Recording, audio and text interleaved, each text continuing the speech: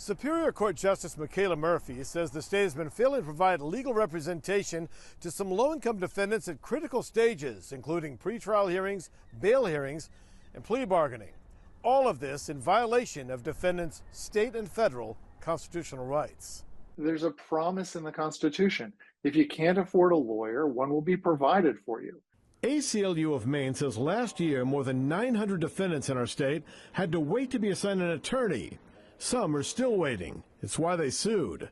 Justice Murphy didn't go so far as to say charges should be dropped against those defendants until they're provided an attorney, but the ACLU says that's exactly what should happen. For people that are being held in jail illegally, in violation of their constitutional rights, we think they should be released from jail. In her ruling, Justice Murphy says the right to counsel is a continuous right, and Maine law demands thoughtful and substantive representation during the complex legal process. She called some of the state's arguments not credible. The Attorney General's office says they don't comment on pending litigation like this.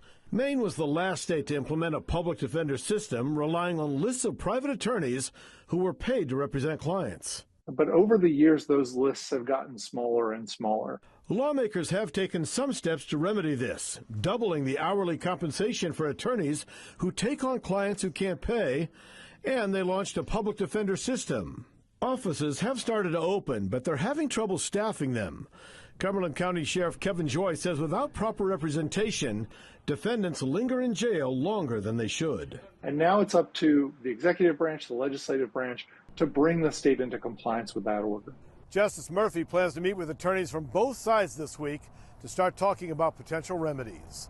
Brad Rogers, CBS 13 News.